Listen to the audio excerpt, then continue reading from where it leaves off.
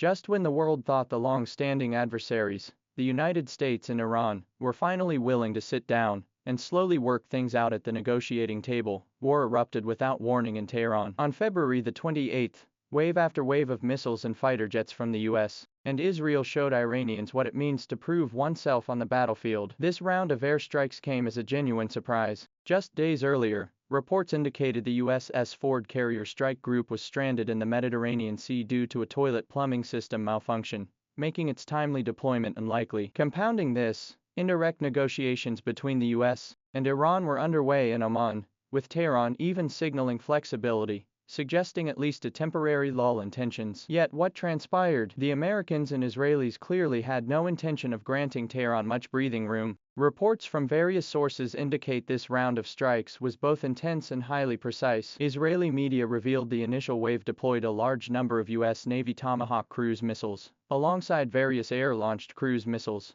and ballistic missiles from the Israeli Air Force. What caused even greater headaches for Iran's air defense forces were Israel's F-35I stealth fighters. These aircraft, like ghosts, exploited their stealth capabilities to penetrate Iran's air defense network and head straight for Tehran. Reports indicate that at least 7 missiles struck near the Iranian presidential palace and the residence of Supreme Leader Khamenei, targeting Iran's top leadership and security apparatus. The Iranian response to this sudden assault was noteworthy. In past incidents, Tehran's skies would fall silent while air defense artillery fired indiscriminately. This time, however, Iran's MiG-29 fighters actually took to the air. From the ground, these MiGs roared past at low altitude, a scene that certainly stirred the spirit. But upon reflection, what exactly were these planes doing up there? We must consider the adversary. The incoming aircraft were F-35s, legitimate 5th-generation stealth fighters. Iran's MiG-29s, however, are the A-series models purchased from the Soviet Union in the late 1980s. Despite attempts at modernization upgrades in recent years,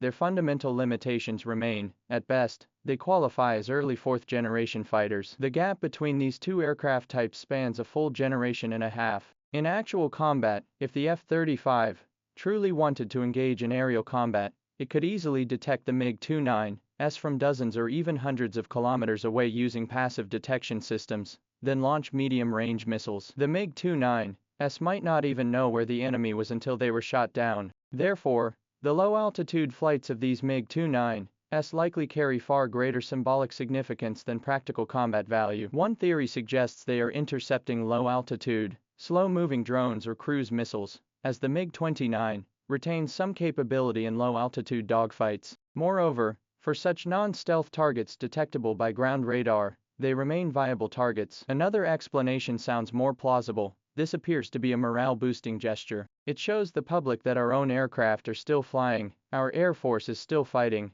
though they know full well that if these planes actually ascend to high altitudes to engage F-35s, they'd likely never return. Another possibility is that pilots received orders to exploit the lull between the first wave of strikes to quickly move aircraft out of exposed hangars and disperse them to safer locations. This would prevent a repeat of last year's incident, where precious F-14 Tomcats were destroyed on the tarmac before even taking off. Ultimately, the Iranian Air Force finds itself in a truly awkward predicament. Its best assets are these aging MiG-29s and even older F-14s. Though rumors have swirled for years about purchasing Su-35s from Russia, with reports claiming contracts were signed and deliveries expected late last year or early this year, to this day, these advanced Su-35s have yet to appear in the Iranian Air Force's inventory. Without new fighter jets to replenish its fleet, this war simply cannot be fought. Facing opponents of the F-35's caliber, the Iranian Air Force finds itself in a state of being unseen, unreachable, and unable to keep up. From this perspective,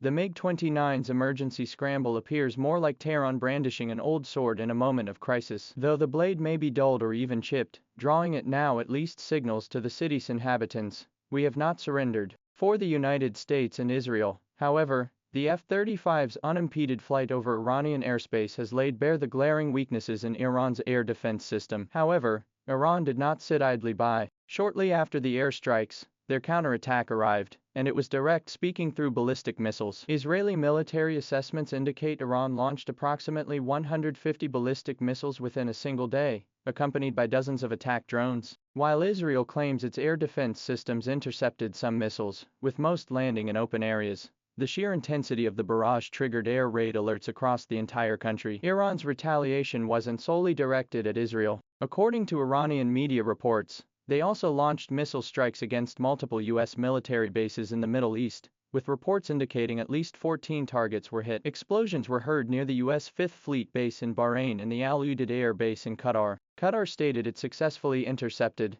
3 waves of missiles targeting its territory. This escalation has heightened tensions across the Gulf region, with the airspace of countries like the UAE, Kuwait, and Saudi Arabia becoming unstable. Some even temporarily closed their airspace. In Lebanon and Yemen, Hezbollah and the Houthi rebels, both closely allied with Iran, issued statements signaling the potential for the conflict to expand further. The international community responded with urgent appeals. Secretary General Antonio Guterres expressed deep concern over the situation, urging all parties to exercise restraint, cease hostilities immediately, and resolve disputes through dialogue. Oman, which had been mediating negotiations, voiced disappointment, lamenting the collapse of the hard-won peace process. The International Atomic Energy Agency also weighed in, warning against risks to nuclear security. The backdrop to this escalation is actually less complex than it seems. Just 2 days prior, the third round of indirect talks between Iran and the United States in Geneva had collapsed. The Americans' demands were straightforward.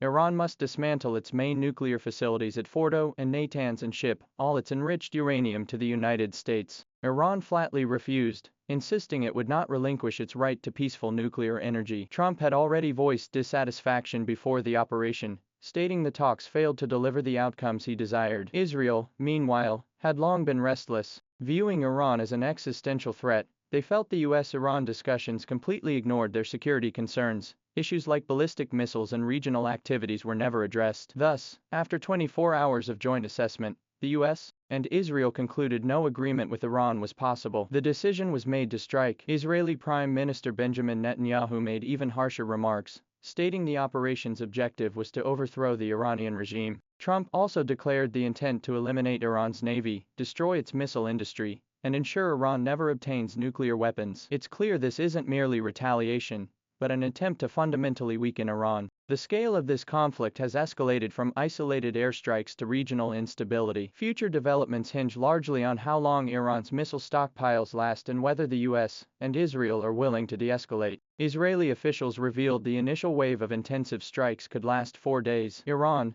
meanwhile, declared no red lines for retaliation, declaring all US and Israeli facilities in the Middle East legitimate targets. At the Strait of Hormuz, Iran's Revolutionary Guard has declared it will block all shipping. If this global oil transport artery is choked off, the repercussions will extend far beyond the Middle East. With air power proving unreliable, the focus now shifts to ground-based missiles and underground nuclear facilities. Iran's ability to withstand this wave of attacks will be critical in the coming days.